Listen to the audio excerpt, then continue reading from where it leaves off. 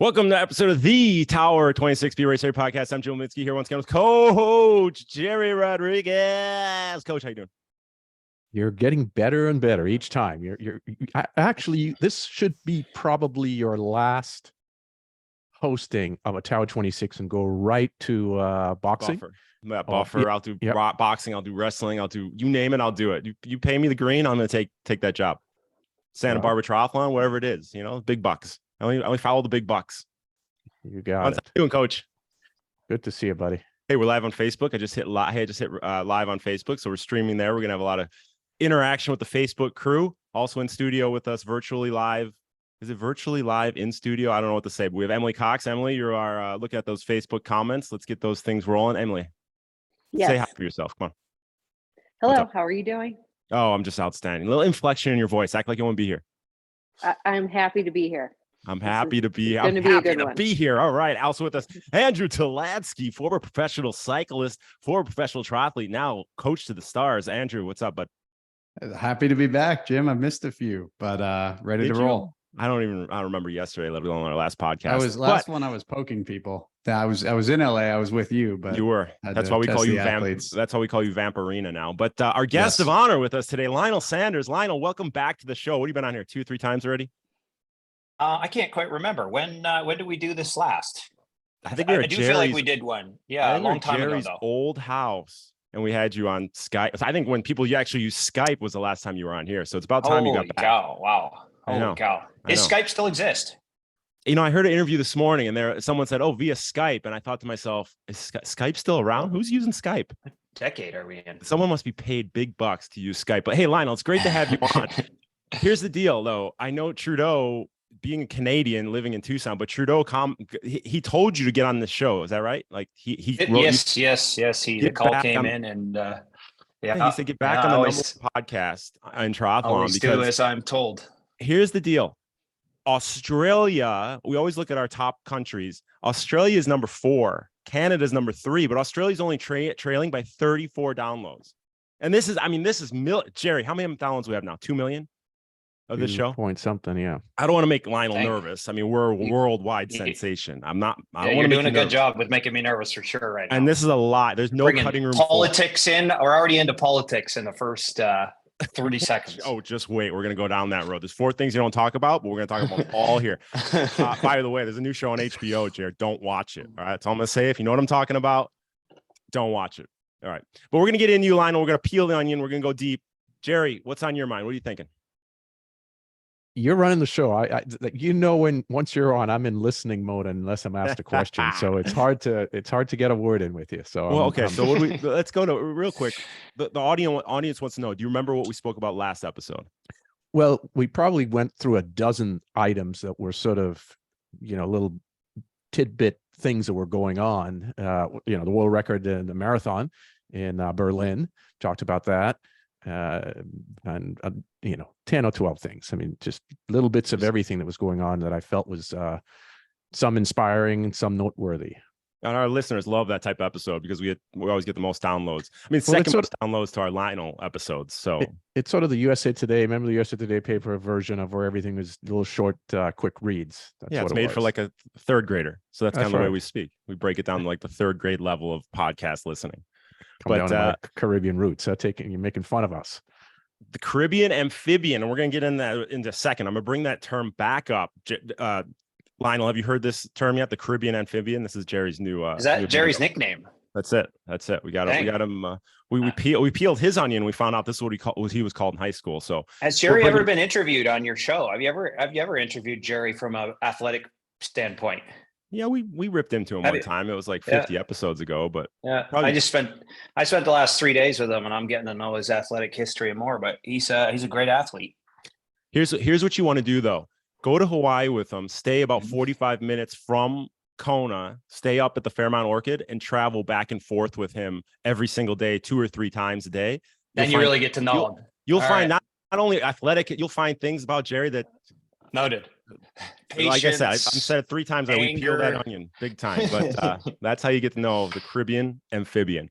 But Lionel, you're back with the Tower 26 program. It's like a magnet pulling you back all the time, and it's exciting to have you back. But the most pressing question that's going to grab all the headlines from all the press that's going to listen to this: are you a Swiftie? What's a Swiftie? Oh God. What's a Swiftie? That's how you know this guy is ingrained in his training. He doesn't pay attention to anything What else. is Swiftie? Is Taylor that a Swift, social come on. media? Is that Taylor that's Swift. something social media related? I don't have Taylor any Swift, social she's dating media. a football player. Rudy Von Berg Okay. is the next on her list. You know, it's like we're just gonna keep. Okay. All right, so enough of that. I like Taylor Swift. Yes. So I guess that makes me a Swiftie. Well, there you go. That's I don't all have any wanna know. social media. That seems like a social media trend of some sort. Well, Is that what that is?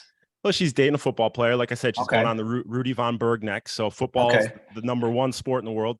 And triathlon's next. All right. It's dating him. So, but it's exciting to have you back. So, Jarrett, where do you want to start with Lionel? It's kind of like we got a lot of places to go with him. We're not going to talk about the same old stuff he spoke to Babbitt about, or he spoke to this guy about, or that guy about. We're going to get deep, buddy, and there might be tears, right? I'll Like tell I you said, how I came back. I'll tell you how I came back. You're going to get right into it. Yeah. Go. You Sure. take it away. Take the floor. I messaged Jerry. I saw the writing on the wall in my swimming in about mid-July. And I didn't have the nerve to ask Jerry to coach me because Jerry likes to describe it as like relationship talk, though it is a relationship. But I ruined the Jerry relationship multiple times. So I didn't even have the nerve to ask Jerry to coach me. I just messaged Jerry and I was like, hey, Jerry, I love that online coaching program. You get 4 workouts a week, 2 A's, a B and a C. Got great technical foundation. I just said, I just want to get back on the online program. I just wanted to let you know I don't even want a free one. I just want to get back on the online program because I've gone like a solid year with literally no thought on technique whatsoever. And I have deteriorated to, borderline, some of the swims I was doing is borderline career worst swimming. Like since not like 2010 era, but like 2013, just turned professional kind of swimming. And so I messaged Jerry of that. And then he said, well, hang on a second, let's chat. And so we got on the phone a few times, and I think we had a trial period where I had to prove that I was relationship material again.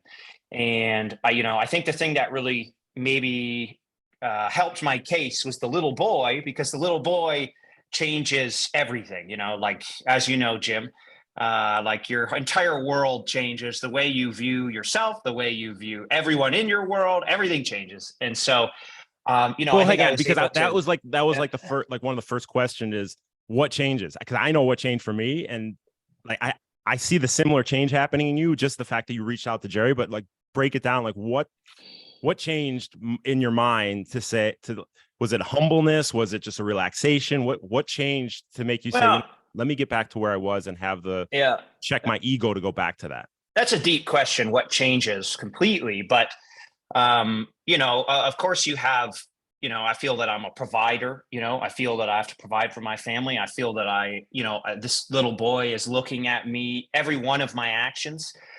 And I am sort of, whatever you want to say, influencing him. And so, I look at myself and I'm like, you're trying to do it all by yourself. And, let's look back. When was I doing my very best? Well, when I was doing my very best, I was working with Jerry. I had accountability. I had the online program. I had the feedback from Jerry. I had the technical input. Jerry came and visited me in Windsor. And then that was the best swimming I was doing. So of course, there's an element of, I guess, swallow your pride, but I wouldn't even say, I've messaged Jerry multiple times over the years and said, you remember when you said this? I see it now. I'm just one of those kind of people who, I don't know, I've had to like learn a lot of it on my own and make my own mistakes. And usually, and I've told Jerry this multiple times, a lot of the things that he said to me when we were working together were all true. Like, and I didn't believe him, and I got to go test it myself. And then eventually I came to the same conclusion. So then I was like, okay, my career is like, I only raced a couple of times with the best guys in the world, but I did race the best guys in the world this year in Milwaukee, for instance. And I saw the writing on the wall. I've seen the writing on the wall, but I felt it this time. And I'm like, your career is 100% over. It's over. And I don't mean you can't go race as a pro for, 4 or 5 more years. Absolutely you can. But the dream of being the best in the world, that is over. That is 100% over. If you don't make meaningful change in the swim, And now what's absolutely fascinating to me is on the bike too. My bike's become a liability. I used to be a good biker. Now I have failed to evolve. And also my bike is a liability. My swim and my bike are now a liability in top tier racing. And so long story short, I concluded that, well, I have no time left to waste.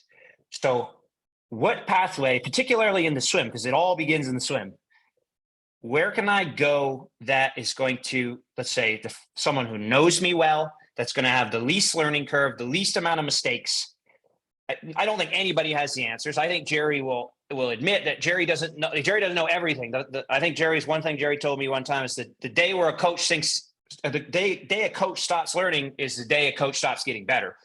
And so, I don't think, and I also don't even think, like, I'm not even putting pressure on Jerry to be like, hey, you got to fix me. It's like, I may already be peak, I may have already achieved peak, and that's all fine and dandy, but I haven't fully committed to this journey on the swim in particular. I had glimpses of committing. I was going to move out to LA. Like we really considered it at the end. I even made a video after Kona 2018. It was so embarrassing. I came into Kona.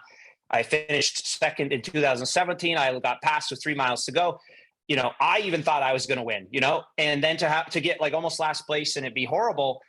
I did a video after and I was like, I'm moving to LA. I'm moving with Jerry. I need accountability. I need blah, blah, blah, all the things, right? All the pieces that had I done it and still got what I got, then that would have been the limit. But I never, ever did that for whatever reasons. But anyhow, this is how the little boy changes you. Now I'm like, damn, you wasted 5 years and you never did the things. I know what you're supposed to do. I know the things that you could do to at least see if you could be better or actually make meaningful improvement, and you've not done them. So that's how I messaged Jerry. And I didn't expect Jerry to be like, hey, I'll coach you. Of course, deep down inside, I'm like, yeah, I hope he says I'll coach you. But I was going to prove my worth first through hitting all the A, B, C session, being a good, listening to all the things and everything. There's like these checks and balances in your online program to keep you accountable. Yeah, Emily over there does all my worth. Emily does the audio file and have all the videos. It's a great program. I mean, it's a great program. It was the thing that popped into my head, the accountability aspect that I would need. So anyhow, that's how it all began. And then now Jerry came and visited me on the weekend, and like, no word of a lie, like, I don't see how you couldn't get better with the level. Jerry is like, whoa, like, I've never had someone give this level of input, feedback, accountability. Like, I think it would be absolutely impossible for me not to get better at swimming with the amount of demand. And we've only been working together, like, 2 months or something now, but the amount of demand already, like, literally yesterday, I got out of the pool and I just look on my phone to upload my format, and Jerry's like, you should be on this call right now. And it was your guys' coaches meeting with your athletes. And I'm like, I just got out of the swim. And he's like, put it on while you're driving home then. And so, like, because it's part of my education. That's what he says. It popped up. You were in the car, and I told you I wasn't going to unmute you, and then I unmuted you. So yeah, you did. Lucky you logged into this call right now. But you're right. I mean, and I'm not just doing this to shine Jerry a little bit, but when he's on deck, he has a presence about him where you feel like, if I don't perform, if I don't meet his expectations, I'm letting him down. And that's what we feel when we're in the pool for him. And I think that's why you've come back 2 or 3 times now, because you always looked at him as kind of like a wizard of some sort, right, Jerry? Are you like a wizard? Is that what you'd say? Give you a hat and a cane? I just pay attention. Gandalf. I mean, you have I'm a at 100% presence. You have a presence about you where you just want to. And Andrew knows it. He's come and swam here. I mean, how many times did he come down for camp? When you're on deck, you just feel like, hey, I have to perform because I know Jerry expects a lot of me. When someone gives you themselves, you are inspired to give yourself to them. And so I think that's why Jerry was quite apprehensive to work. He told me this. He was apprehensive to work with me again because he once gave me himself. And I went and I looked at the emails the other day, and it's embarrassing. Like, if I don't even want to talk about him. He messages me. This is 2019. This is when we went on our next break. And he's like, you haven't logged into the online program in 20 days, just checking in. And it's like, oh God, I've had so much great opportunities over the years, and I just piss them away. But anyways, the little boy, you have a little baby, and you're like, can you really see yourself? and your actions and how you are behaving and how you're affecting other people. And so I'm embarrassed. It's embarrassing, but Jerry's a guy who will give you himself. And I mean, that's the mark of a good coach, because I don't think anyone has the answer. I think if someone tells you they know everything, well, they definitely don't know very much. And so, do I think that Jerry knows everything? No. But one thing that he has, which is a massive asset, is massive experience, knows me pretty well, and gives you his all. And that is like the mark of a good coach, in my opinion. Polanski, what are you hearing? Yeah, I like listening because this podcast is it's going to be fun to listen to, just because it'll answer questions I had about Lionel and just with Tower 26 and everything. One of the things that struck me is you mentioned that 2019 timeframe, and I don't know, Lionel, if you remember this, but I obviously raced against and been handily beaten by you several times during my time in Tri, but then I met you, I think, really in person at a Canyon event, because I was riding for Canyon at that time. And we had talked about you were maybe going to come down. You were asking me how the riding was in LA and all that. And you were going to come swim with Jerry. And I was like, oh, this would be great. Like, this guy, the feel in the pool, it's going to be super fun. There are people who could kick my butt up and down the pool, but I was excited to have you. And then I think a little after that, you might've gotten a stress fracture, something in the hip. Maybe it was around that time frame, but it was, my curiosity was always, why not just continue, right? Which is everybody's question. So to give you a quick synopsis is, I think during my time in triathlon, I did the polar opposite of what I did in cycling. In cycling, I found people, 2 different coaches during my time in cycling is all I used. I put my complete trust in them, and it led to great success because I put my trust 100% into each of them, right? And when I switched, I put the 100% trust in the new coach, and it worked. I did the exact opposite in triathlon. I bopped around thinking maybe there's something better, maybe there's this, maybe there's that. I very quickly, in my brief 2 years in the sport, saw that there was nothing better. It was the same as cycling. There was no secret. It was just consistency. Ultimately, it didn't matter who coached me. I was never maybe going to be anywhere near the level that you achieved or still achieving in the sport.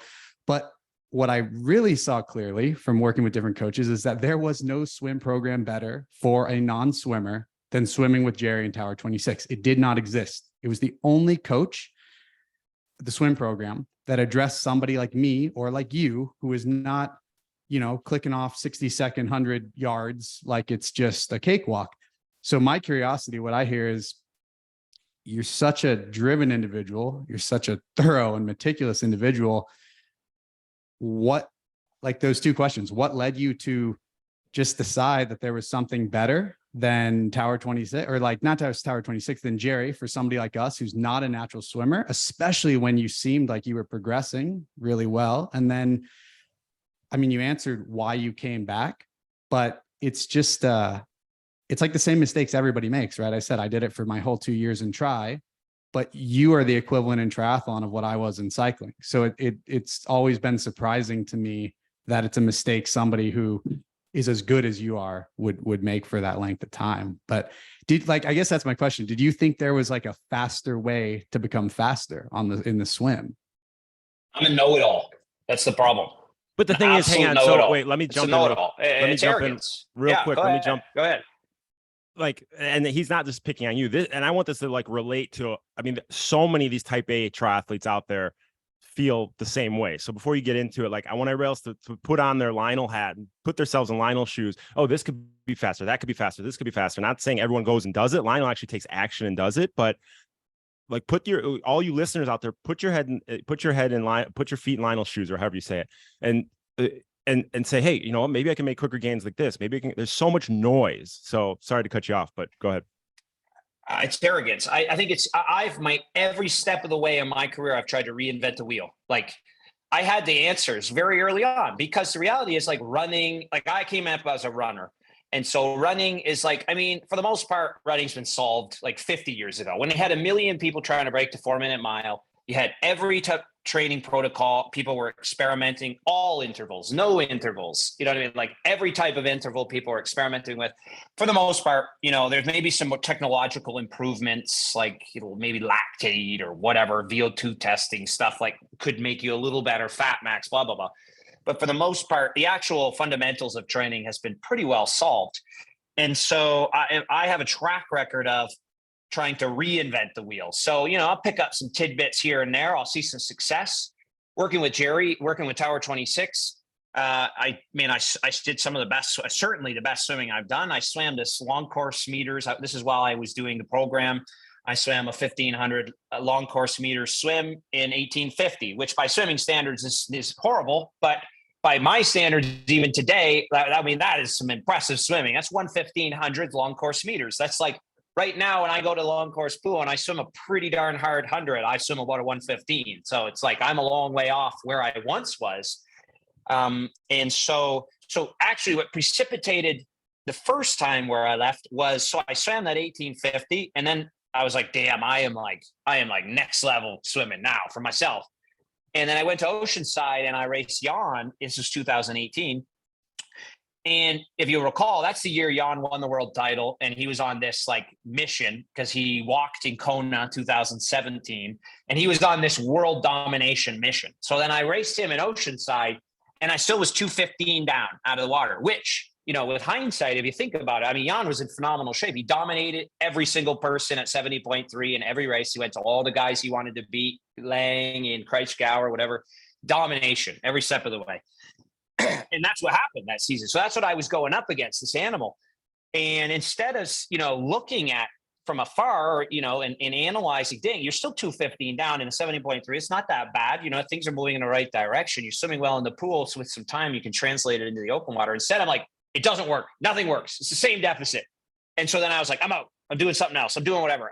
What made me think that I could do it better or something is ridiculous. But, so that's kind of what precipitated, I guess, when I left the first time. But there's like a couple questions here. I mean, the big one, I think, though, is an ego thing. It's like, even thinking of you guys, like as coaches, Jim, I was going to ask you a question, actually. At my run today, for instance, my heart rate's 10 beats per minute higher on the exact same run today as it was yesterday. And this kind of the interesting part about coaching is like, when you only coach yourself, you only have one data point, but I can't imagine what it's like to have hundreds. And then if you're in Jerry's case, I'd imagine thousands, multiple thousands of data points. I have one data point basically on myself.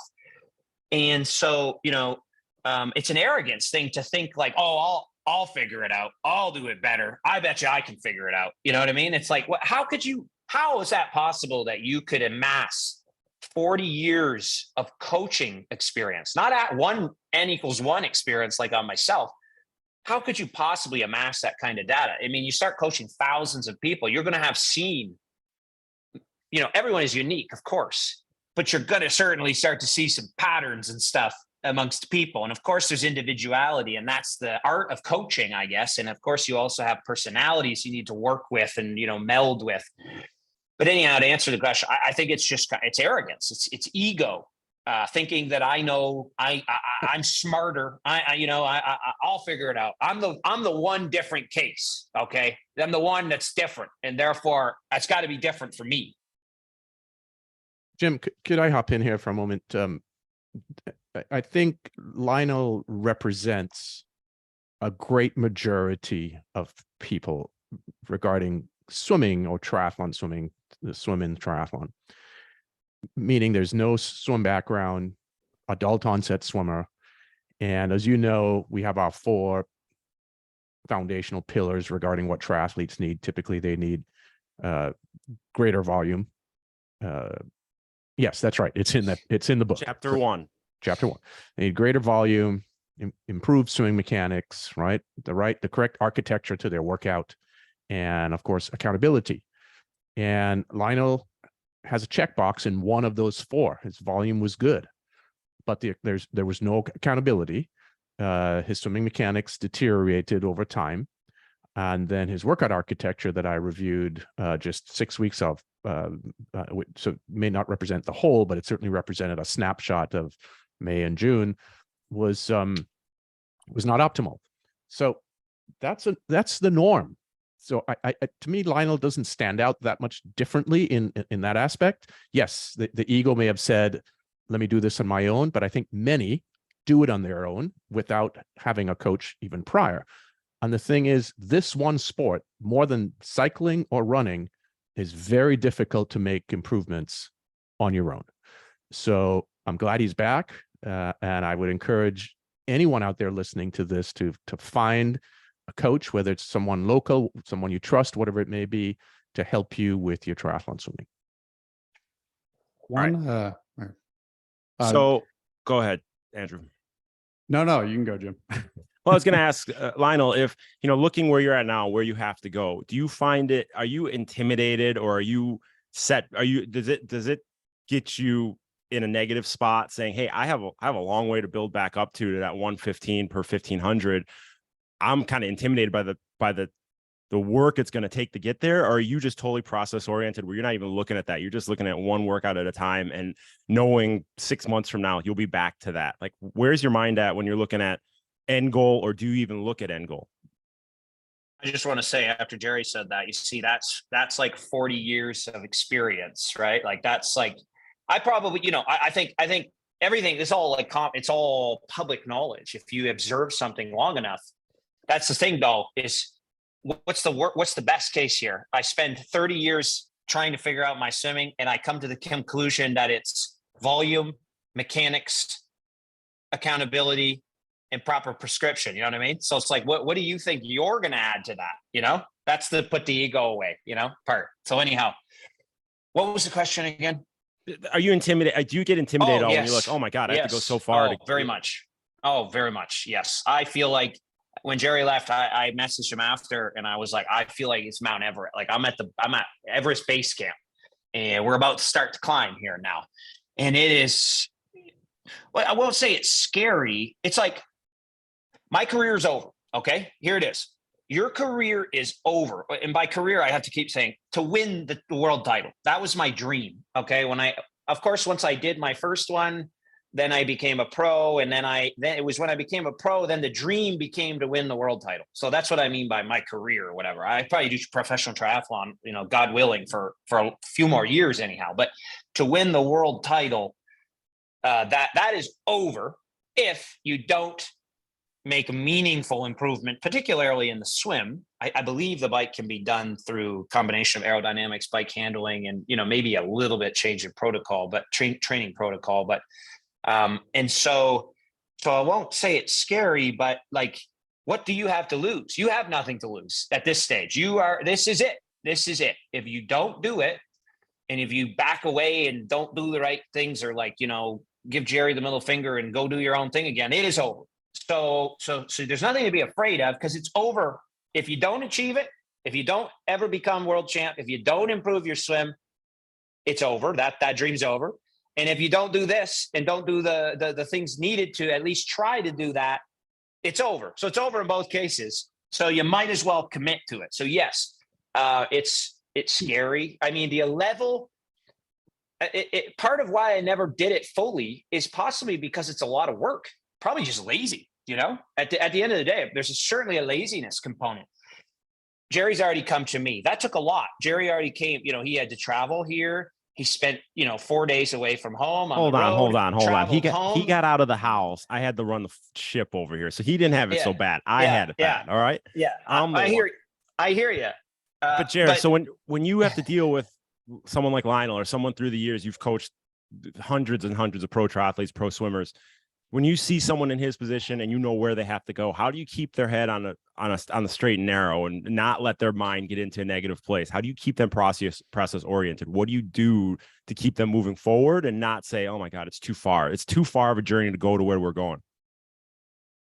Well, the journey to the marathon might be a million steps, but it's taken it one step at a time, and you just keep looking one step ahead. And in Lionel's case, I think it was even yesterday or the day before, I sent him a hierarchy of items that we are going to be working on in the short term. And I ranked those 1 through 5, all the ones he had to work on every day, all the twos, the way I structured all the twos, he worked on every second day. All the threes, he had to work on every third day. The fours every fourth day, and so on. And the fives were once a week, as an example. So it doesn't become overwhelming that way. If you give somebody 20 things to work on, but at any one time, it is overwhelming. And there may have been a dozen things, I can't recall exactly, maybe 10 things on that list that I sent to him, but some had to be done daily, which means he had to be 100% focused. And on one thing that's tremendous about Lionel, 100% presence. There's nothing else in his head while he is swimming. So that will make the learning curve much quicker. Plus, he's an incredible athlete, so he adapts fairly quickly. I mean, some of the improvements made over the few days I was there were tremendous.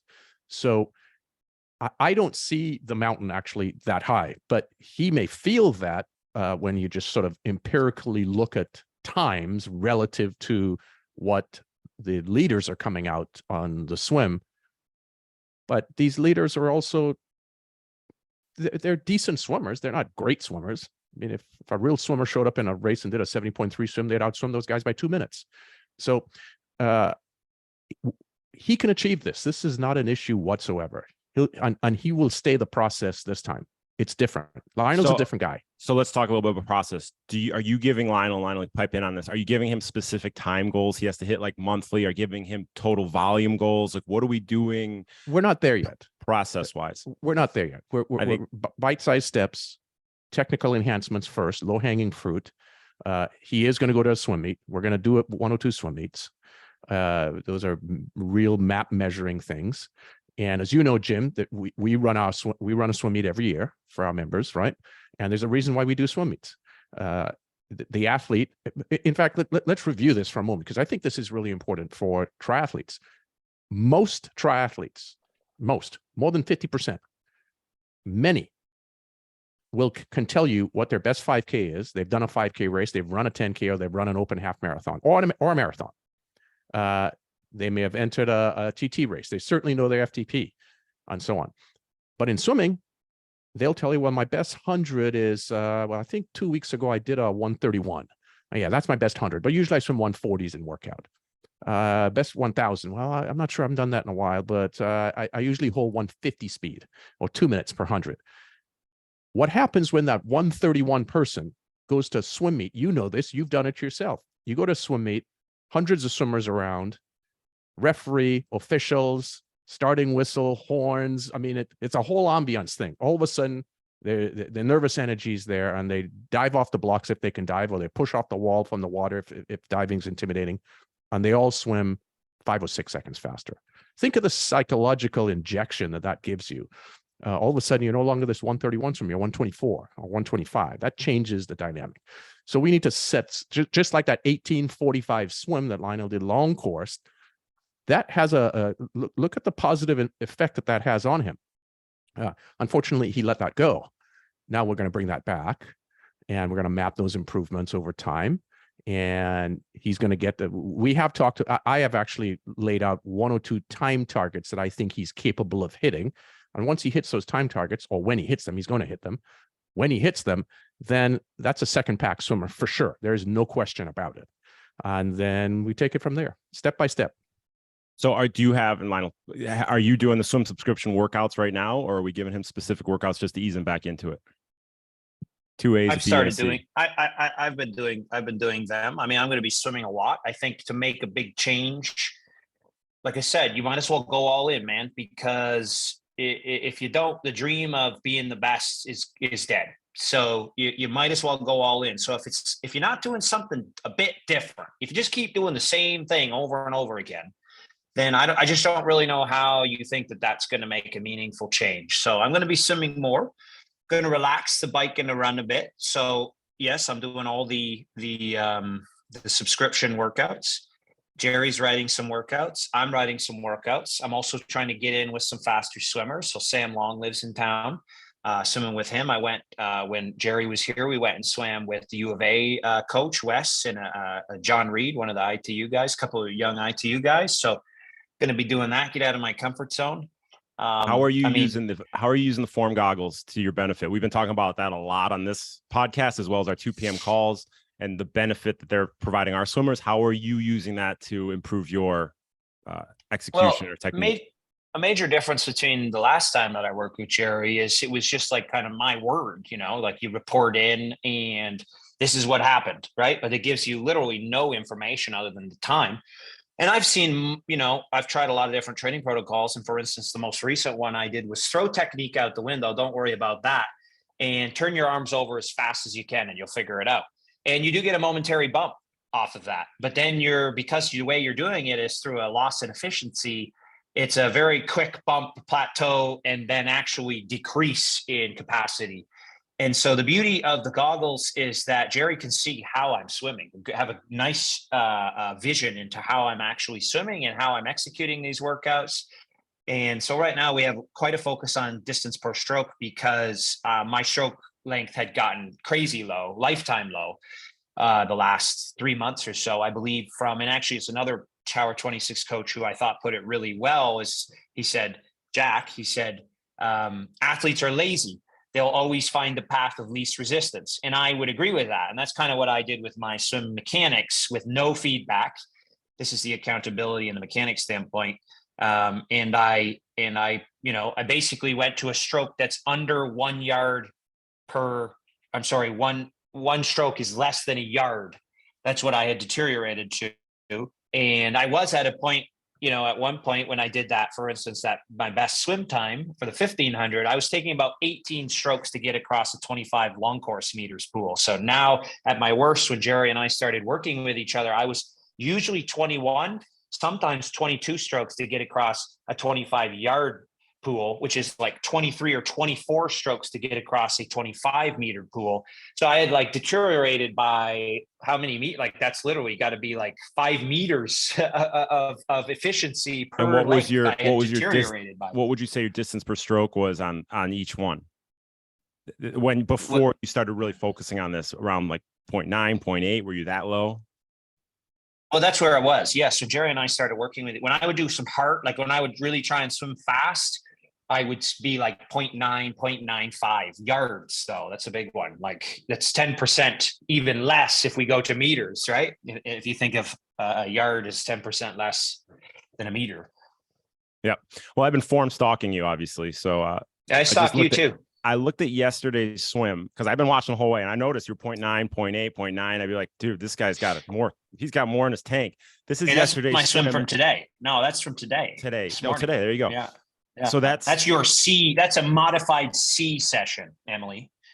So totally relaxed. But if you're looking from where you were to where you're already at, you're already, who knows what tools you're using throughout, depending on what the plan called for. But it's a drastic difference.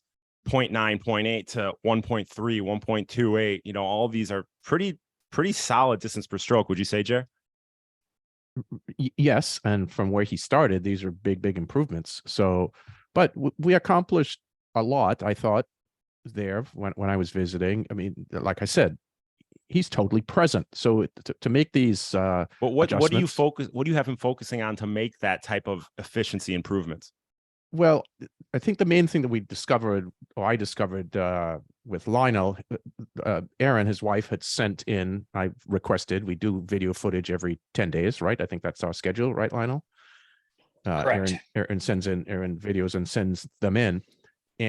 But still, as good as video is, it's not as good as in person. And when I was standing there walking back and forth along the pool, the long course pool where we swam the first day with Wes at the University of Arizona, I just looked at Lionel swim and I went, my gosh, there's a lot of work to do here. That's even different than what I was seeing on video. So once we went to the short course pool, multiple sessions, I made some changes and we quickly went towards working on Lionel's relaxation because he swims like a robot. Very, very mechanical. And there's no recovery in that stroke whatsoever. He's working on the water and he's working out of the water. So we went to some relaxation on the recovery end. And interestingly, we discovered that by doing that, it also helped correct marginally one of his swinging arms, which was creating some misalignment issues. So that's been the key thing, getting him to relax. And what came with that was a higher distance per stroke, more efficiency, trying to get him to relax these muscles up here and his back, you know. So that was one of my points I wanted to touch on, is because Emily, Andrew, myself, when we're on our group rides Tuesday, Thursday, weekend, we focus on relaxation all the time. You're going to find the most power. You're going to relax. You're going to tap into the right muscles. It's going to move you forward more efficiently, more powerfully. You look at the guy who was 2 hours at the Chicago Marathon last weekend.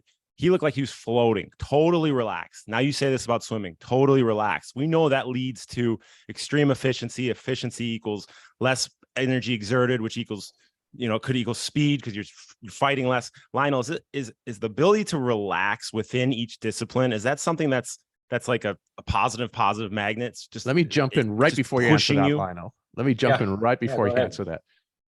It reminded me, Jim, as you know this, one of my best friends passed away about a year ago. And we had a fun movie we used to watch in college called Repo Man.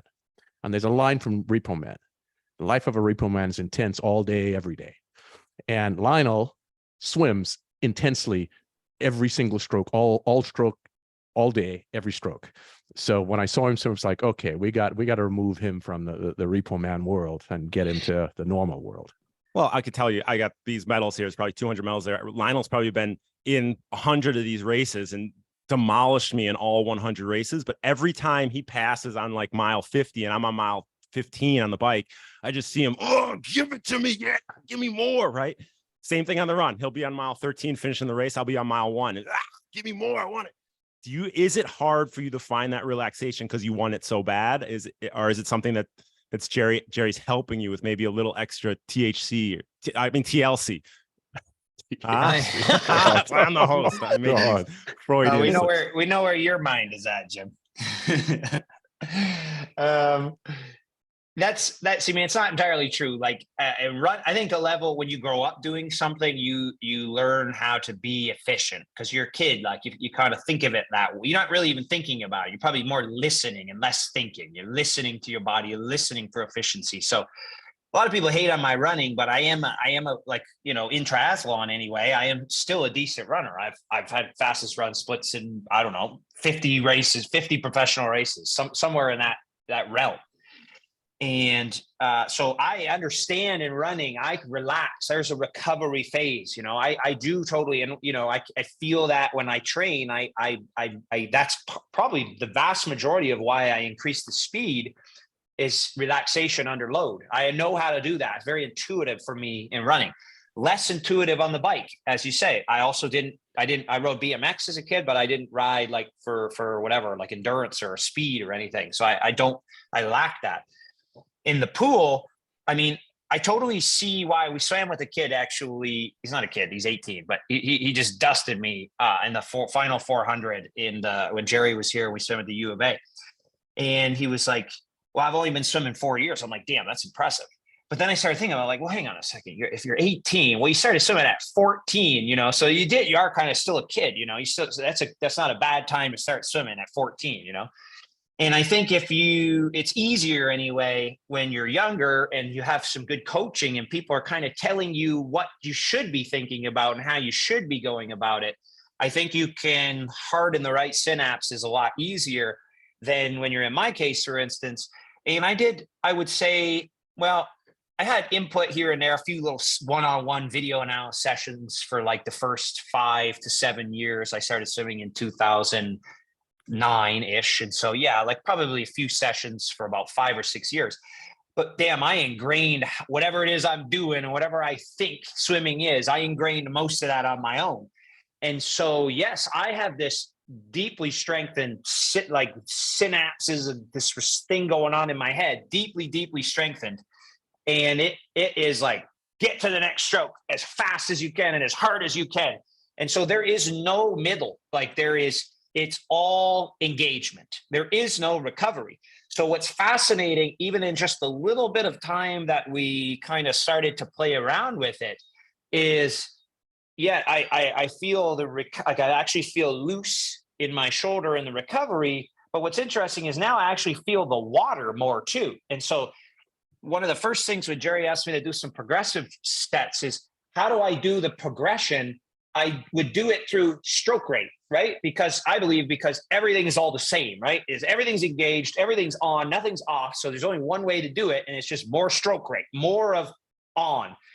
But what's fascinating, he's like, well, why don't you increase the power?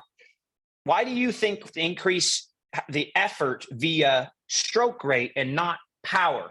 And I believe that's rooted in not having a recovery, therefore not really being at almost the limit of power all the time. And so therefore I can't put any more power under the water. But now, and this is like very early days, but I certainly feel like, that's interesting. I actually probably can put a little more power down here, and then recovery. That's nice. And so, Jim, I think Lionel had to be shown. I asked him to lay down on a lounge thing, lounge chair that opened up at the pool. Asked him to completely relax. Held his arm up, but he held his arm up, stiffly. And then I asked him to I held it. I said, let me hold the weight of your arm and just let it just be completely relaxed. Give me the weight. I asked him to put his head into my hand and allow my hand just to absorb his head, because there are all these muscles in his neck that were firing nonstop. The shoulder was working really hard to bring the arm over. And I had to once he can feel what it needs to feel like, so he can experience what it needs to feel like to actually relax that arm on a recovery and let the water absorb the weight of your head, a whole new world opened up. I mean, we did that little thing on the lounge chair, right, Lionel? And he went back and swam, and I could see it instantly. But until you can have that experience, feel it, it's really hard just somebody telling you what to do until you're shown or you walked through the activity. This is why I always say it's called recovery for a reason, right? You're recovering from, you only need a split second recovery because you're only putting a split second of power into the stroke. But it's hard when you come from this background of, I want to race, I want to go hard, I want to hit it, to say, really, I have to relax to swim faster. This is why you'll never do away. Like, coaching will always be like a necessary profession. Like there's never going to be replaced by robots or something, because it's like, there's so many things you could be focusing on. And, I've, over the years, I go down these pathways of focus on, let me focus on this. Let me focus on that. Let me focus on that. But the coach is on the deck looking at you, looking at the whole system, and is able to sort of ascertain what is the primary thing we should be focusing on. Because, for instance, as Jerry said, I've had this swinging arm. My left arm swings really wide. And sometimes I'll hit the water and stuff.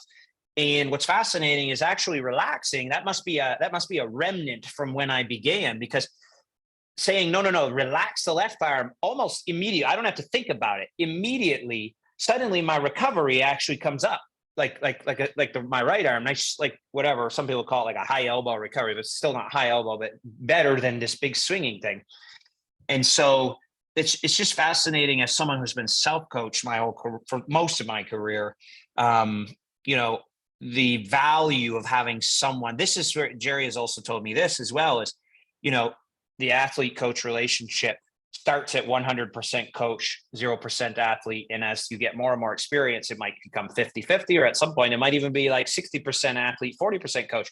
But I totally understand how never really does athlete say, no, it's 100% athlete now, 0% coach, for this very reason of Jerry's on deck looking at me swimming, and I can't see nothing. I can't make these types of like hierarchy, like big overarching observations, and then also ascertain which one we should be focused on, because there's a lot of things we could be focusing on, I'm sure, with my swim, but we need to do them in such a way that I think Jerry would say that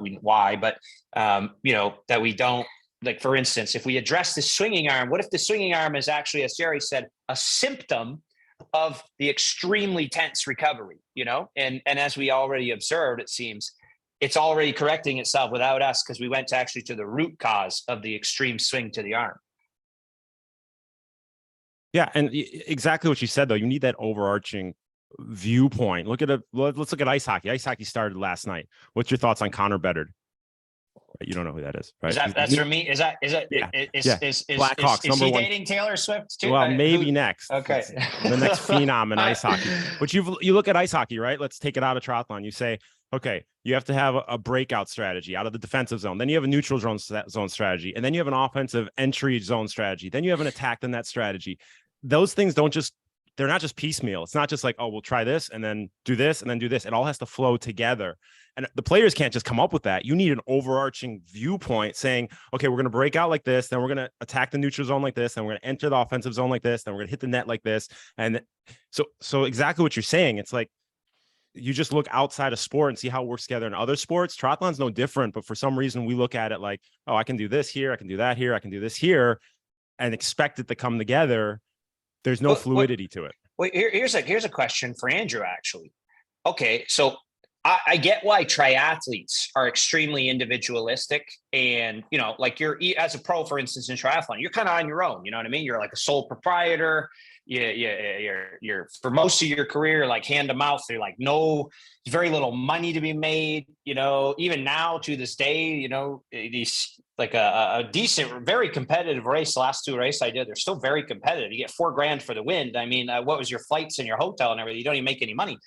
It's a tough game, And so I get why triathletes are individualistic and think, oh, it's all me, because it's that's kind of how you come up, is it's all me. I got to rely on myself, self-sufficient.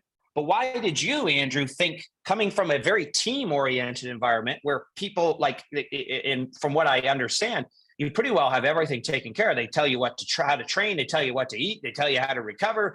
Why did you feel when you came to triathlon that not to do that type of thing? Or did you?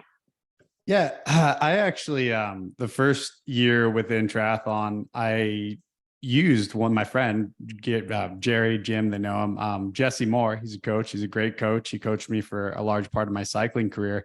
He actually coached me within triathlon the majority of that first season. And there was steady improvements. Like, I'm not a natural runner. There were stress fractures. There was other stuff that happened, but that there was as basically as steady of a improvement trajectory as I could hope for. But that led to exactly what you just described, which is going to lead me to circle back to what your original answer to my question was. I left a sport where everything was very much as you described it. It's more so to that extent nowadays. There was still a little more less structure within the sport, but when I left, it's professionalized even more across the board in the last 5-6 years. But overall, I actually really underestimated what a team sport cycling was, because I'd been in it. And like, you do train on your own, but you're really rarely alone. You're always with 2-3 teammates, right? Or friends even who are professional cyclists. Like, it's like you have to be intentional if you decide you want to train alone. Otherwise, it's super easy to get people to come on your sessions. And that kind of goes back to one of Jerry's pillars, accountability. I'd have friends, I'd have people ride with me who I knew couldn't do the intervals with me, but they were there. So you're always focused on, how do I look? How am I pedaling? Somebody's with me. I'm the person who's going to the tour. This is somebody who's, one of my friends from when I was an amateur. Like, I need to be present. I need to kind of, what do I want to show my competitors? Here's a chance in training to show that to, somebody who's my friend, keeping me company on a ride. You're very rarely alone. So there's a lot of accountability.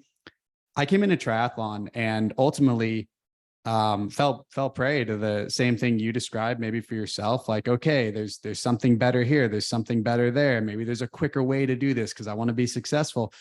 Ultimately, with time, I realized, and it was what I was going to tell you, which is why I'm really excited to see you come back to Tower 26 and be working with Jerry, is I don't think it's actually arrogance or ego when you think, okay, I'm going to take responsibility. I'm going to do this. I know how to do it. I think it's actually fear, because what's really scary as an athlete is saying, I believe I can do X. And if you get the best people, the best coaches, the best of everything, say the best bike, and you know that you have access to the best of everything, and you fail at that goal, that will have meant you cannot achieve that, whether it's mental, physical, whatever. I mean, you have failed to achieve your goal when you had the best of everything.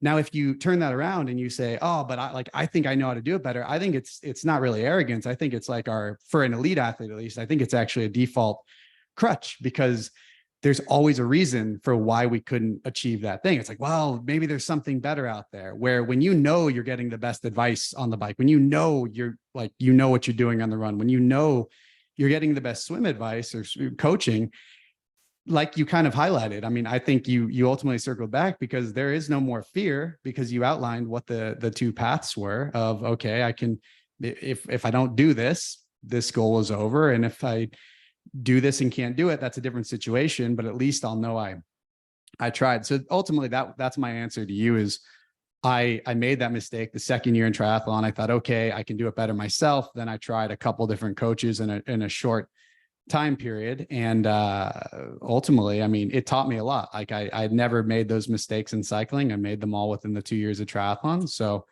I think, but I did learn that. I think it's out of fear, because if you're in Formula One and you have the best car and you can't win, that means it's the driver, it's not the car. So, but if you're in a bad car, you say, oh, it was the car. It was the car. It's not my fault. It's always the Right. car's fault. I mean, It's always I the think you're car's right. fault. I think you're Yeah. right.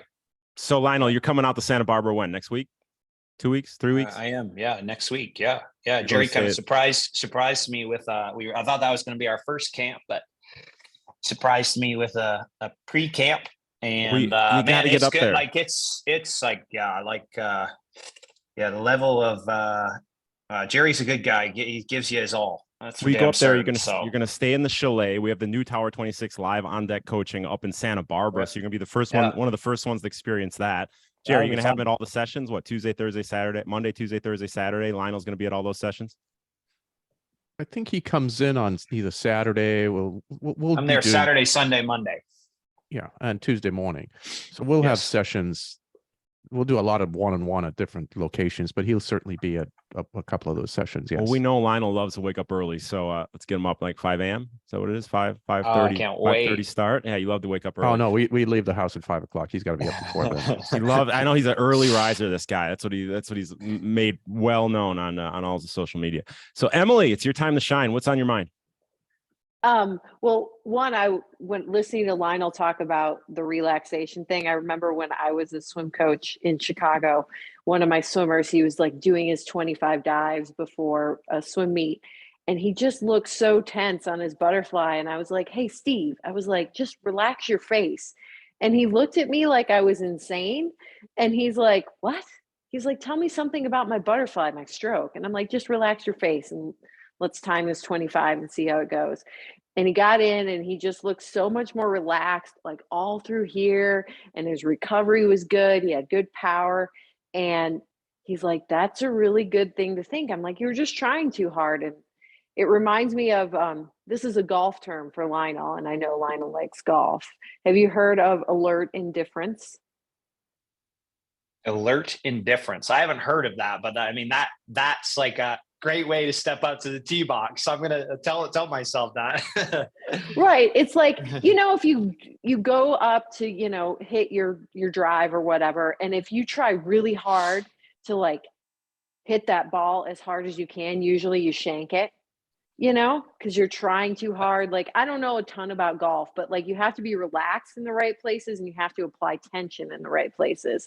Well, a great many people will know that after 2 or 3 beers, usually you start hitting the ball a little better because you relax a little bit. So exactly. And I'm not saying have beers.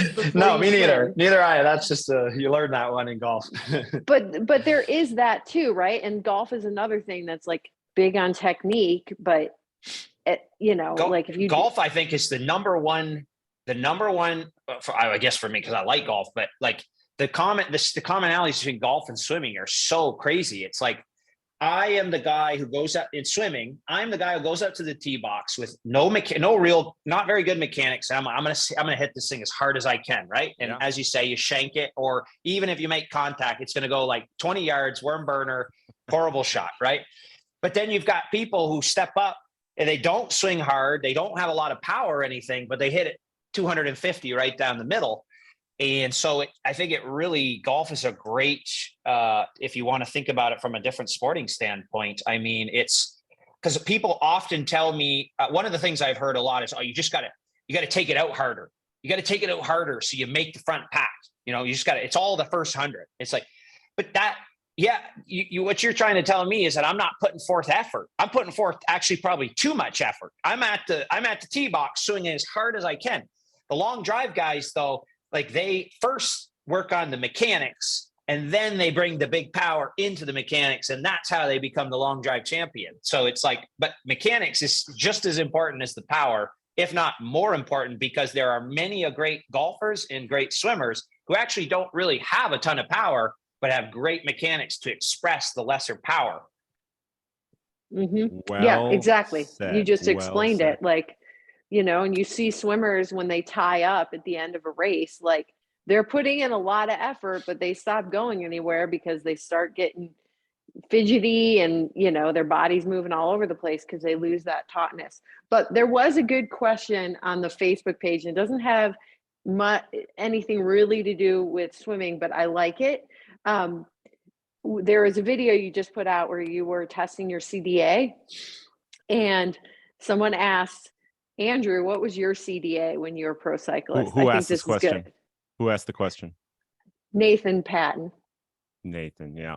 Nerdy Nathan, of course. I'd have to go look it up to find it. It's buried in a file somewhere, but offhand, I don't know. I just listened to Come on Sebastian and now. he said, Oh, he there's said no that. way. Oh, There's that. no, knows. I don't believe He that knows. for a He second. knows. Lionel, He knows you want a ballpark. fun fact? knows. No, you want a You fun know fact? ballpark. You've got to know knows. ballpark. I will Are you pull it under up. point This is two? no, you want to talk about He's under about point two for sure. You want to talk about 100%. trust, right? Yeah. My approach was, Uh-huh. like I said, if I trusted somebody, I didn't care. Like you just didn't need tell to me, know. I knew what the problem was. No, and like they told me, and at the time, if you'd asked me when we got off the velodrome in 2016, I knew exactly what it was, but I didn't readdress it. I said, okay, the position's fast. Now I can focus on this because I had a problem in my position from 15 to 16 when we switched 14 to 15 bike sponsors. We went to resolve it, got it back to what it was in 2014. And then boom, the results were there again. But that was the way I worked. Like I couldn't, to a fault, I'd overanalyze things. So I just had to find people I trusted, and they said, hey, you're good now. And I said, okay, like, great. There we go. But I could dig it up for you. I would venture that the best guys now, given the way testing is, and maybe even the testing you just went through, it's a lot more feasible to get far more aero than I was. I think if you took the top cyclists and measured their CDA, I was very aerodynamic for that time frame, but I think if I had stayed in the sport, there's a lot of room for improvement on what I was. What's the saying from Tommy Boy? How do you tell if it's a good T-bone? I could stick my hand up a bull's behind, but I'm going to take the butcher's word for it. Right? It's Tommy Boy. Yeah. Take the butcher's Yeah. word for it. Yeah, But, you're right though, that if it was 2015, 16, then like it has progressed, like everything has progressed, right? So it would be low, like it would be lower, but I'd be willing to bet you it was still under 2, even in 2015, 16. So you're going to go to the velodrome next week, I think you said. Is that right, with Canyon? Yes, we're going with high size. And so we have nice, we did 40 runs here in 3 days with a friend of mine, Mark Gravelin, who has developed a device. It's not commercialized or anything, but it's like, you've heard of the devices. They measure wind speed, a million different things, put them all together in an algorithm. He's developed his own, really bright guy, really fascinating stuff. So we have 40 data points now. And so then we'll go have 8 hours on the track over 2 days in that. And then Mark will come back in November. I mean, I'm going to go all in. So I want to become at the very least, most knowledgeable, or on par with the most knowledgeable of the most knowledgeable guys in terms of CDA about myself and drag about myself. Well, if you guys want more info on that, go to Lionel's YouTube channel, Lionel Sanders. You have a few followers, not nearly as many as listeners as we have to this podcast, but yeah, go watch that. It's really interesting stuff, and you can find out more about that. But we look forward to more info coming in on how you're lowering that CDA and what happens at the velodrome. But let's get into the workout of the episode. Lionel picked one of his favorite workouts that he does with the Tower 26 swim subscription program. We'll go through the workout quickly, and then we'll get to our Facebook questions. We have a few of them coming in where Emily can shout them out. But Lionel, you picked this workout. I think you told Jerry which workout we were going to do. Is that right? You know what we're doing? Jerry, This was the workout I did today. This was the workout I did today. I actually quite, this was, let me see, go down, V session. That was one I did yesterday. I really enjoyed that workout. I'd say it's one of my favorite sessions I've done. Great. So this is the workout we did last weekend. Great race specific session. Very good race specific session. Like Lionel said earlier, we have 2 A sessions, a B session, and a C session. Coaching.tower26.com is where we find these. We have video, audio components, a ton of different examples as to how to do the drills. Jerry, do you want to break this one down? Go ahead, Jim. You want me to break it down? Sure, of course. I didn't even look at it. I don't even know what we're doing. No, I I'll did the break it workout down. yesterday. Let me break it down. I did this workout yesterday too, but I think it'd be fun if Lionel broke it down. We start off with some no, go back up because this is important. This part I didn't really do this. I did this in the thing, but it's a great thing to work on. So 5 minutes easy, and then this I do like this for warm up. Like usually in these races, you won't get 3 of these. You might get the 1 of these. So the number 2, 30 strokes easy, 30 strokes fast, 30 strokes easy, 25 fast, 30, 20, all the way down to 35. I think that's a great to be practicing that every now and then. It ended up being 400 or something in the pool, but that's very open water specific, right? When you're in a race, maybe you get 5 minutes to warm up before the gun goes. I think that's great to be developing a very race specific warm up routine. So that's kind of your warm up. And then you get into 16, 25s. I did them on 30. Jerry tells me that it's okay to take more rests. I couldn't do it on 25. I think I need to have a little technical component, little mental break. So I did them with 15 seconds rest is coming in. I've been doing those actually to a flip turn too. I do the form goggles, and I'm finding if I reach, I can cheat, a little bit. I can kind of cheat, and the goggles tell me I actually did the rep quicker than I actually did. So now, and when Jerry came, we concluded that we're not going to allow the cheating, and so I'm doing those to a flip. Come on, don't tell anybody that. That's my secret. How do you think I get 12 per length? Stop doing that. So it's 2 at like 80, 85, 1 fast, 1 easy. Repeat 4 rounds, and then 8 ones. I did also. I'm a bit under the weather. Coming around, but I did them like 70, 75, 80. It's prescribed as 75, 80, 85. See, this is one thing I do like about the Tower 26 stuff is it's very much internally oriented. Like 75% is something different. Like today, 75 is different than it was yesterday. And so instead of hitting a pace target or whatever, it allows you to first focus on yourself and your mechanics. Is this 75% within the technical pieces that I'm working on? And then give me 75%. And whatever the time is, obviously over time, you want those times to be moving in a positive or whatever, you want them to be coming down in a better direction. But every day to day, you should be focusing on yourself. And then the main set, I really like 4 rounds or 5 rounds, 100 basically kind of takeout, sighting twice per length. And then the remaining 300, more of an 80% type effort, sighting once per length. And then you're supposed to get out, do what's called a deck up. And that's kind of to simulate coming out of the water, increased heart rate. If your pool allows it, you might even want to run around the pool or something. And that's really, if you really want to get race specific. Then a little bit of easy reset. It's prescribed with the pull buoy and the snorkel, which I did do that way. I love using the pull buoy and the snorkel, and then finish off with just 8 straight 25s hard. But I think, at least from my perspective, that should once again be an internal thing, especially in practice, because if you just go off effort, like it's all out, I think you swim like garbage and actually probably swim slower. At least I do. And so it's the first like 3 strokes are like, how's my mechanics? And then you start to put in the intensity into the mechanics, but it's always mechanics first. And so that is the conclusion. Very race specific workout. Jer, thoughts on that one? Well, it's the time of the season. Our plan, as you know, our program ends pretty much with Kona. Now we have to sort of rethink about that because there's sort of 2 Konas. There's Kona, and then there's Nice, Kona.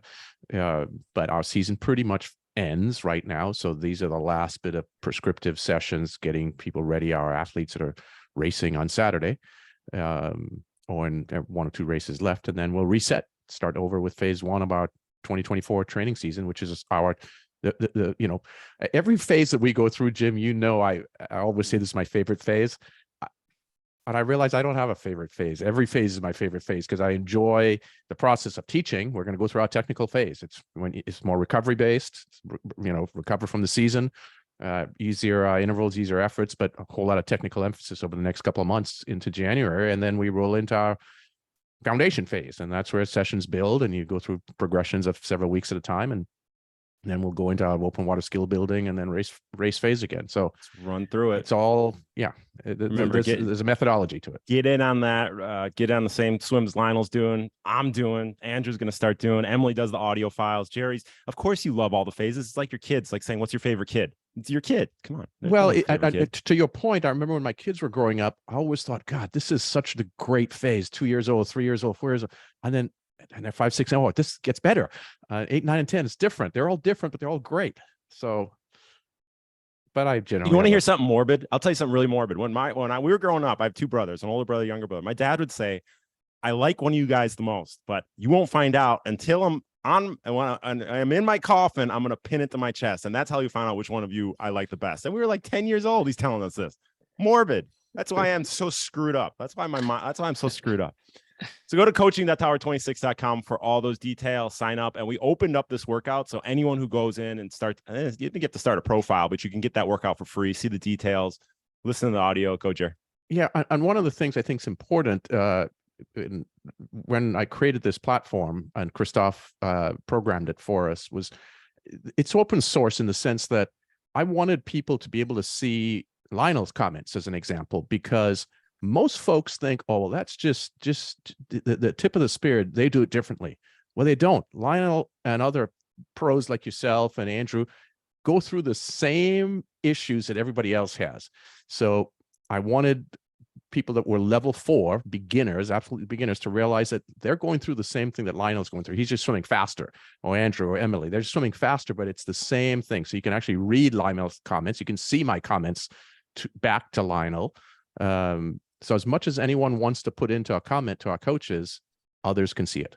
All Jerry says, you stink. He said that's his only thing he ever wrote to me. You stink. Give it up. All right, Emily, I know you got to go soon, but we got any questions coming in on Facebook for Lionel, Jerry, myself, Andrew? Yeah, we have a couple, and I just wanted to comment on Lionel's when he was talking about the takeout, the 25s, and kind of really focusing on not getting too not that huge sense of urgency the first 3 strokes. I think that's really important. And my swim coach in college, she actually used to say that to me every time I started to walk up to the blocks for my race. She would look at me and she would say, Emily, first 3, set it up. So first 3 strokes, you just set it up and then you're gone. And I was swimming 100. I mean, that's all out. I called Jerry the wizard. I think Emily's really the wizard. The one-liner she comes up with, it's like Emilyisms. Emily has the best one-liner ever. Come on, Emily, what is it?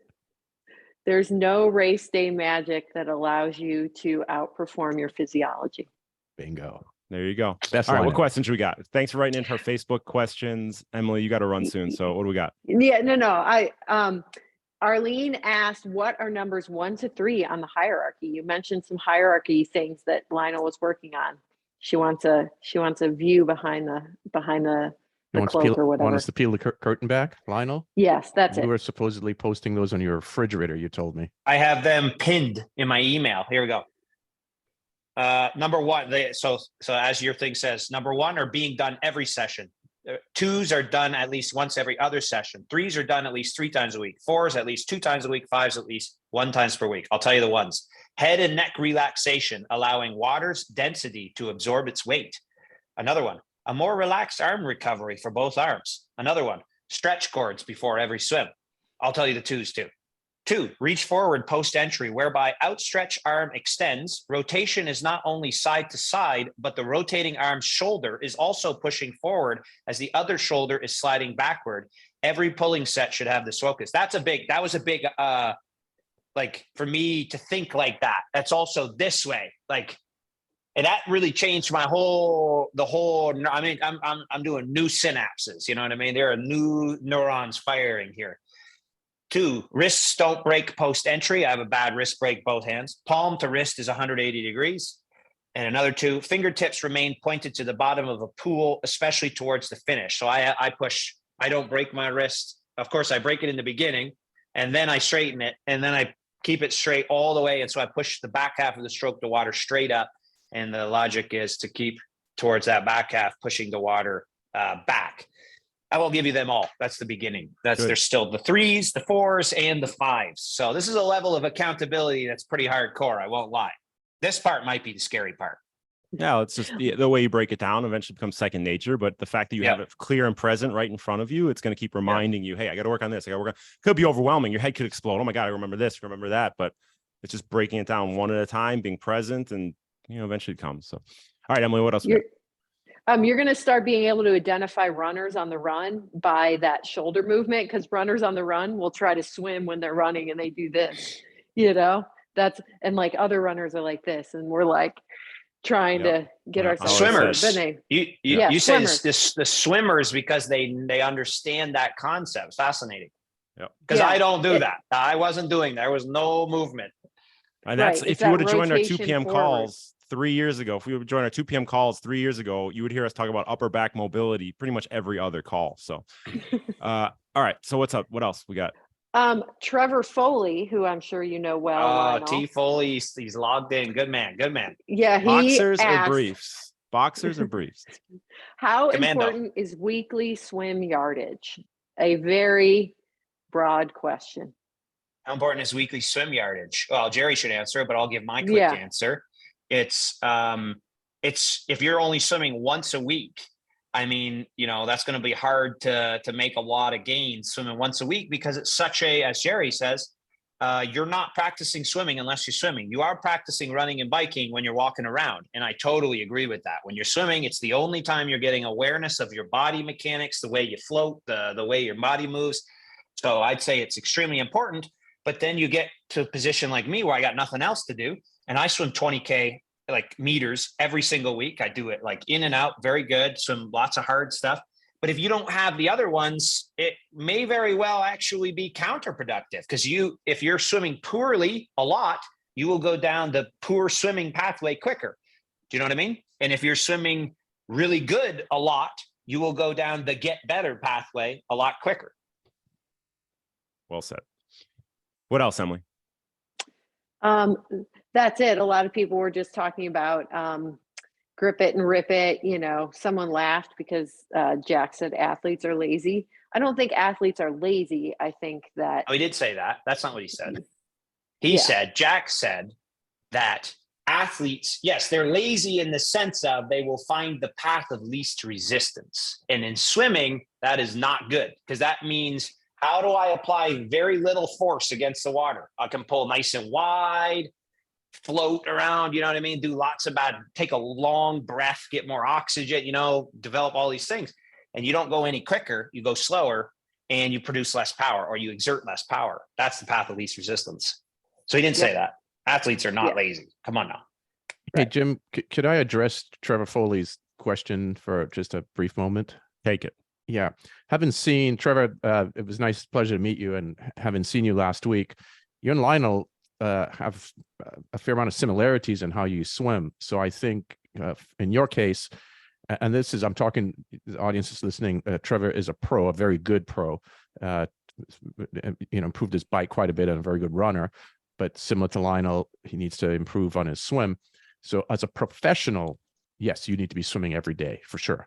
The answer would obviously be different for an amateur that doesn't have the amount of time. They have a family, they have job commitments and so on. So you need to be swimming daily. You need supervision. So whether that's whomever is helping you, that you have a coach, or whether it's Wesley Johnson, whoever's close by to have oversight on your training and give you technical feedback. And then, of course, remember the other pillars. You need this specific, the right architecture to your workouts, and you need a plan for your season. So is there a distance amount required? To some extent, at your level, you probably need to be swimming a minimum 25K a week. Oh, damn. We got work to do, Foley. Okay. So I got a question. 30K a week. I'm perusing the questions a little bit. And Andrew, you can ask this too, because when you were a pro cyclist, I'm sure you had the same thing.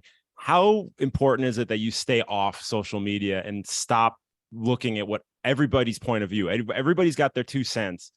How important is it that you don't pay attention to that? Because even if you paid attention to it and you say, I'm not going to pay attention to it, it's still, there's something in the back of your mind. So are you making it a point not to look at social media, not to look at what people are saying about what you're doing and how they would do it differently, or what you need to do to be successful? Or are you on social media 24/7, scrolling Twitter and looking at all? Who's this a question for? Either one of you. Well, it's for I thought you. you were asking first. Andrew. You I thought you were first, asking Lionel. Andrew can pipe in. No, because you're the Andrew- current professional. He- This is you first, Lionel. He said Andrew, though. Wait, Andrew, what do Well, you I think? said Andrew can pipe in because I'm sure he kind of had to go through the same do thing. I go on social media? I didn't even know about Swifty. So that answers that question. I do not go on social media. Good. No, I don't. Now I've been blessed in that the YouTube, and I first had a blog, a written blog, and I had to disable the comments because it got really bad. Like, I mean, it's hard to wrap my head around some of the crap people say. I won't repeat some of the things that caused me to get off of reading the comment. It's just horrible. It's like truly, people told me to commit suicide. Like literally, I had people tell me that. Like, come on now. Like what in the world is going on? I have no idea.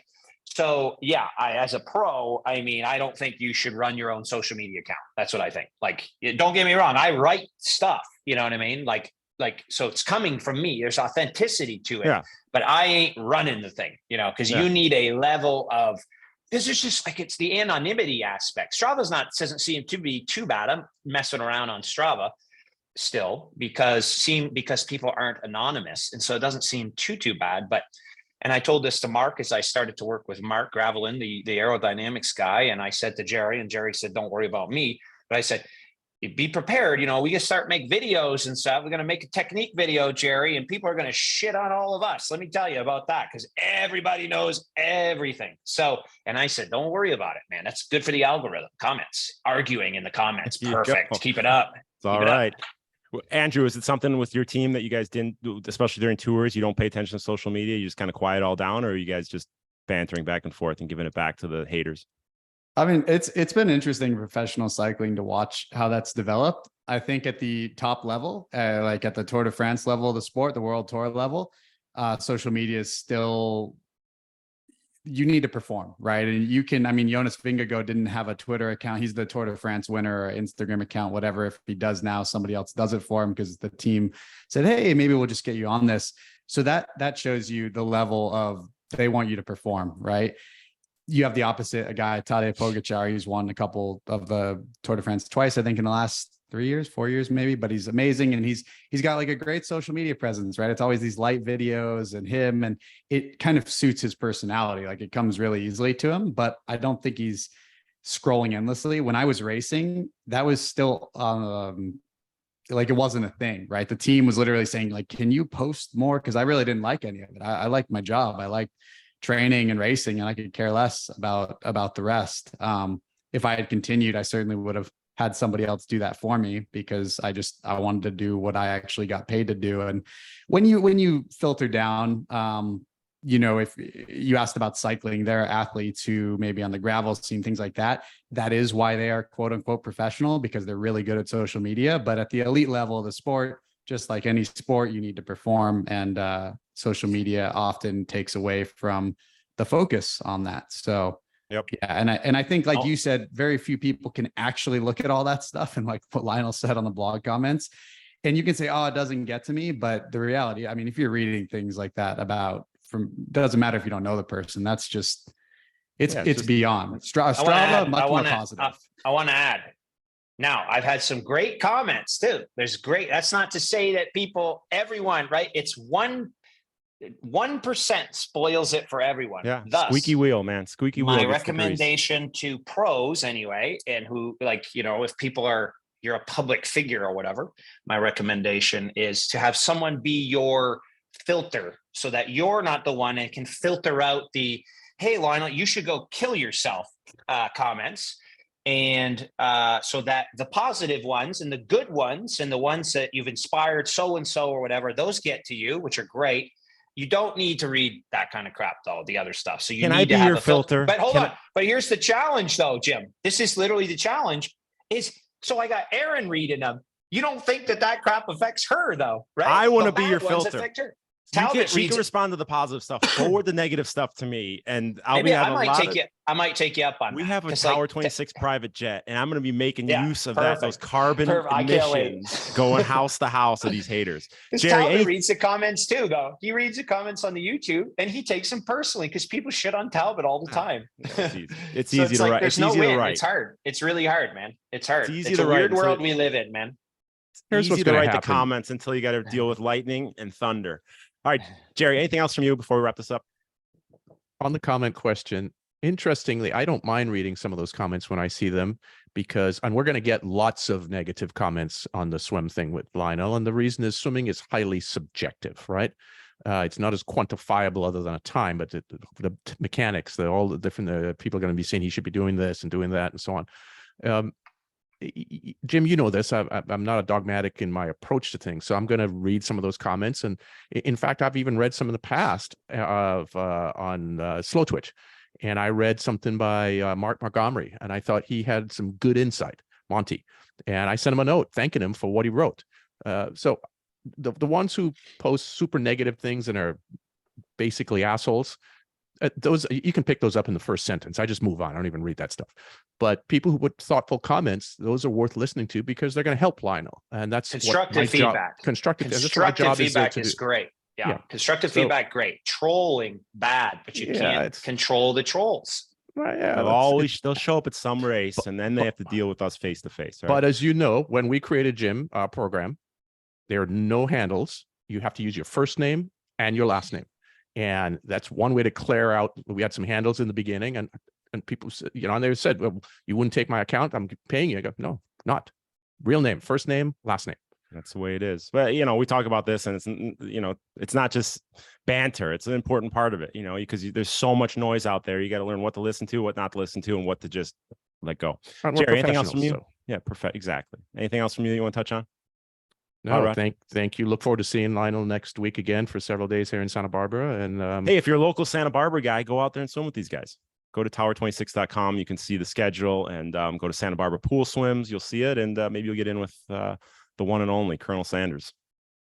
When Werf was swimming with us, Werf always throws out all these different nicknames, blah, blah, blah. And I never know who he's talking about. He was talking about the Colonel for years. I'm like, who the hell is the Colonel? Just like a month ago, I put together, I'm like, oh, Colonel Sanders. There he is. But you ever talk to Werf? He throws out this nickname, that nickname, this nickname. I'm like, who is this guy talking about? I don't know any of these people. This was like 5 years ago. Finally, like last month, I'm like, oh, Colonel, it makes sense now. But he always swims with the best, runs with the best, and rides with the best athletes. That's right. And, has a nickname for all of them. All right, Andrew, anything else from you? No, I just that I'm excited to see, maybe I'll get swimming again. And just so I can read Lionel's feedback on that platform. I will tell you, Lionel, you talk about comments and all that. And I know when I started triathlon, you were swimming with Tower 26. And it was one of the coolest features to me of that platform was actually seeing like you, who are obviously you are already successful within the sport, leaving feedback on that Tower 26 platform. It was really cool. And I think that's pretty unique. And again, beyond the accountability, I think it's just, it creates a little bit of community as well. And an openness that's often missing in the sporting world. So that's it. Glad that you're back in it. Emily, any final words? One last question. Is Lionel going to have to do doubles? Someone posted that on the Facebook page. Double swim session. There will be times when this technical stuff is absorbed well that we will have maybe a couple of days a week, probably next year, where we'll go up in volume. And yes, twice a week. Wouldn't be for long, but there you go. We'll do a few. Yeah. All right, Lionel, anything else from you? Any plugs you want to make? Go to Lionel Sanders' YouTube channel, watch all of his great content over there. Anything else you want to touch on? Anybody else you want to give a shout out to? I just appreciate you having me on. I'm sorry I ramble. So maybe we went a bit over time. Everyone's late for their evening appointments, but I appreciate you guys. I look forward to working with you guys more in the future. Jared, we did a project athlete years ago. We had a few project athletes. I think Lionel should be our 2024 project athlete. We have him on every 6-8 weeks. Give us an update. That's how things are going, the progress being made. What do you think? That would be a good accountability. Even if it's 10 minutes on a show, Lionel logs in, tells us how it's going. We say you're fired, move on to the next thing, go flip burgers. And then, what do you think? Before we sign off, I do want to say thank you to Lionel's wife, Erin, who really, behind every terrific athlete, there's there's somebody who's making it happen. And to see, I got to spend a few days with them and to see, the work and effort that she puts in to make Lionel's day easier and better to work with. It's really pretty extraordinary. So, Erin, when you hear this, much appreciation to you, and you have big reason behind Lionel's success. Jerry tried to get Aaron. Jerry tried to get Aaron to come on the podcast, and that was a hard no from Aaron. She is not getting on the podcast. We know she's a puppet master. She's pulling the strings, so we'll get around eventually. She's holding the cue cards. Thanks for tuning in. We appreciate all you guys tuning in, listening, asking questions. And if you're listening to this after the fact, you have questions, ask it in the wherever you find it, on Facebook, YouTube, wherever. Ask it, and we will get those questions to Lionel. So for Jerry Rodriguez, Emily Cox, Andrew Talansky, Lionel Sanders, this is Jim Levinsky, the Tower 26 Be Race Ready podcast.